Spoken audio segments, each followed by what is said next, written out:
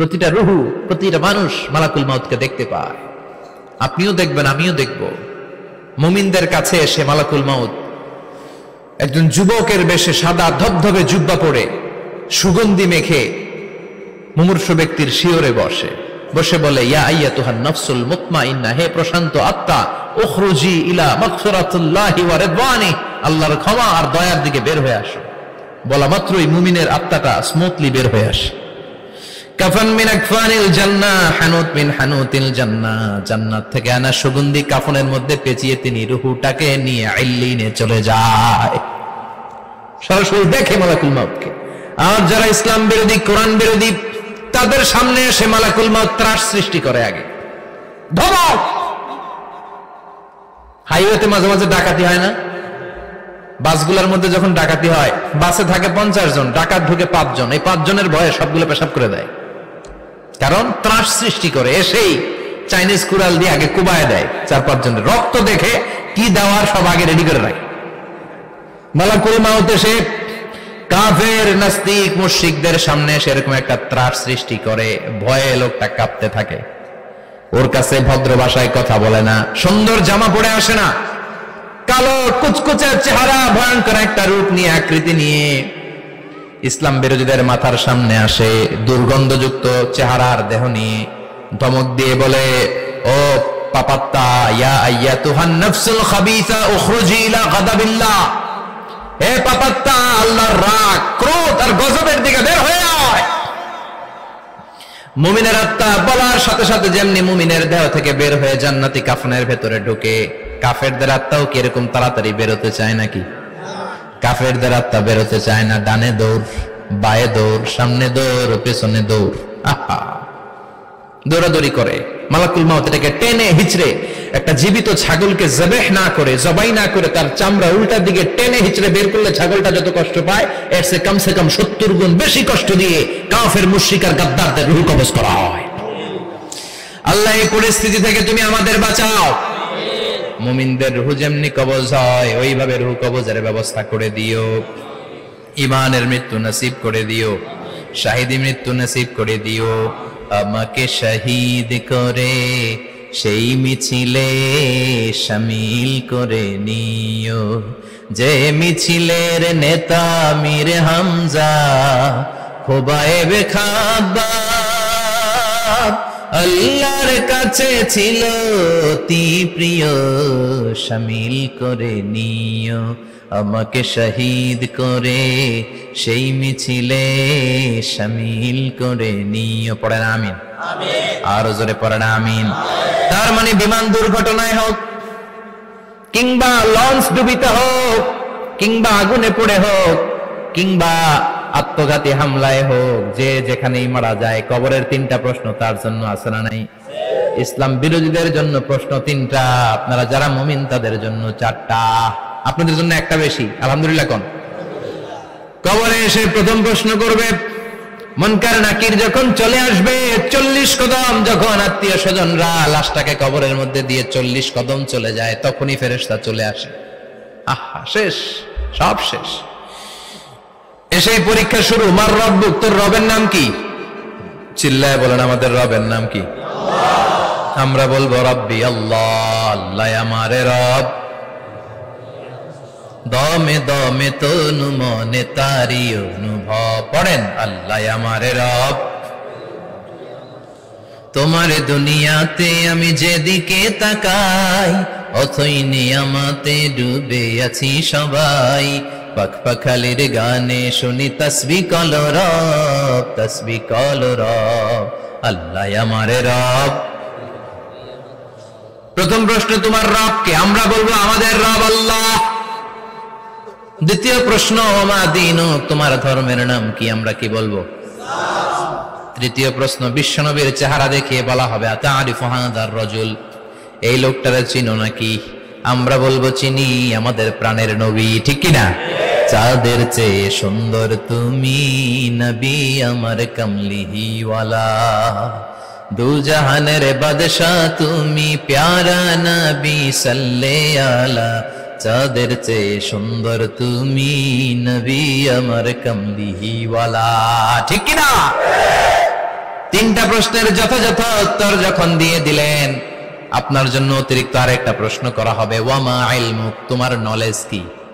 তিনটা প্রশ্নের উত্তর যে তুমি করতে পারলা, কিভাবে পারলা, কেমনে জানলা? নকল করে বলছো নাকি জেনে বুঝে আসছো? নকল হয় না? এখন তো পরীক্ষা চলতেছে বোধহয়। কি পরীক্ষা? এসএসসি পরীক্ষা। নকল হয়? কৃষ্ণপুরে নকল নাই না? এখন মনে হয় এগুলো একটু কমছে। একটা সময় ছিল অনেক নকল হইতো। পাঞ্জাবের ভিতরে নকল, পকেটে নকল, টুপির ভিতরে নকল, মৌজার ভিতরেও নকল, এমনকি মেয়েরাও নকল করে পরীক্ষার হলে আসে না নাই? স্কেলের মধ্যে লিখে নিয়ে যায়, হাতের মধ্যে লিখে নিয়ে যায়, ওড়নায় লিখে নিয়ে যায়, কাপড়ে লিখে নিয়ে যায়, আসে না নাই? ফেরেশতারা বলবে নকল করছো নাকি? কেমনে জানলা? তিনটা প্রশ্নের উত্তর তুমি কেমনে বললা? আল্লাহ তোমার রব, ইসলাম তোমার ধর্ম, এই লোকটা বিশ্বনবী, কেমনে চিনলা? আপনাকে তখন বলতে হবে আমি কোরআন থেকে শিখেছি, আমি হাদিস থেকে শিখেছি, আমি ইসলাম জেনে বুঝে মেনেছি, আমি আন্দাজে কোথাও ঘুরি নাই। চিল্লায় এখন ঠিক কিনা? আপনাকে বলতে হবে, এজন্য শিখতে হবে, প্রতিনিয়ত ইসলাম সম্পর্কে জানতে হবে, আখের গোছাতে হবে, জীবনটাকে আলোকিত করতে হবে। চিল্লায় বলেন ঠিক কিনা? চারটা প্রশ্নই যখন হয়ে গেল, ফেরেশতারা বলবে আহলান ওয়া সাহলান ওয়া মারহাবান বিক, খোশামদেদ, কংগ্রাচুলেশন, খোশামদেদ, কংগ্রাচুলেশন, সব প্রশ্নের উত্তর তুমি পেরেছো।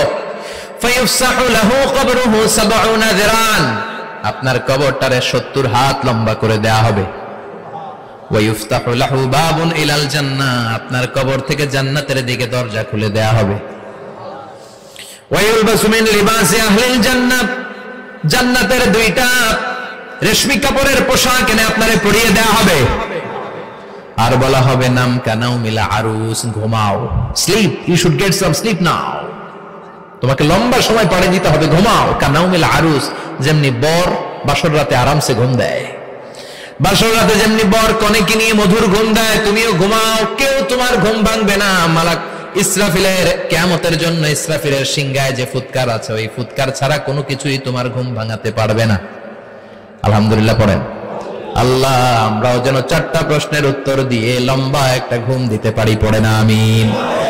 ওয়াম্মাল কাফির ওয়া আহলুশ শিমাল, আর ইসলাম বিরোধী যারা, তাদের সামনে আসবে মালাকান আসওয়াদান আজরাকান, কৃষ্ণ বর্ণের দেহ, নীলাভ বর্ণের দুটো চোখ, গায়ের রং কালো, চোখের রং নীল। দেখতে কেমন লাগে? আলিফ লাইলার ভূতের মতো। কথা কন? গায়ের রং কালো, চোখের রং নীল। ফেরেশতা দুইটা আসবে, এসে ত্রাস সৃষ্টি করবে, এসে বলবে বল তোর রবের নাম কি? মার রব্বুক। ইসলাম বিরোধী মুশরিক, কাফের, নাস্তিক এরা বলবে আমি জানি না আমার রবকে, আমি জানি না, আমি তো আজীবন শুধু চেয়ার করেছি, মদ খেয়েছি, আমি ধর্ষণে সেঞ্চুরি করেছি দুনিয়ার বুকে, আমি টেন্ডারবাজি করেছি, চাঁদাবাজি করেছি, আমি মাস্তানি করেছি, আমার দাপটে এলাকার ইসলাম প্রিয়রা বাসায় ঘুমাতে পারে না। আমি ছিলাম টেন্ডারবাজ, আমি ছিলাম গডফাদার, সন্ত্রাসীদের লিডার, আমি ছিলাম ডন 1 2 3 সব, আমি ছিলাম ডনের ডন, আমি ছিলাম মাস্তান, রংবাজ। রব টব কি আমি তো জানি না। লাদ্রি লাদ্রি, আমার জিজ্ঞেস করো না। আবার প্রশ্ন করা হবে ওয়ামা দীনুক, তোর ধর্মের নাম কি? বলবে লা আদরি, আমার কোনো ধর্ম নাই, আমার কোনো ধর্ম নাই, আমি শুধু মৌজ মাস্তিতে ছিলাম, আমি আনন্দ ফুর্তি করেছি, ইসলাম নিয়ে আমার মাথা ব্যথা ছিল না, আজীবন ইসলামরে আমি বাস দিয়েছি। চিল্লায় বলেন ঠিক কিনা? ইসলাম বিরোধীদের সাথে ছিল আমার চলাফেরা, আমার সব সাঙ্গ পাঙ্গ ছিল গুন্ডা বদমাশ, ইসলাম বিরোধী। রব কি, ইসলাম কি, এগুলো আমি জানি না। আমার এগুলো জিজ্ঞেস করো কেন? ধর্ম কি আমি জানি না, আমি কিচ্ছু মনে করতে পারছি না।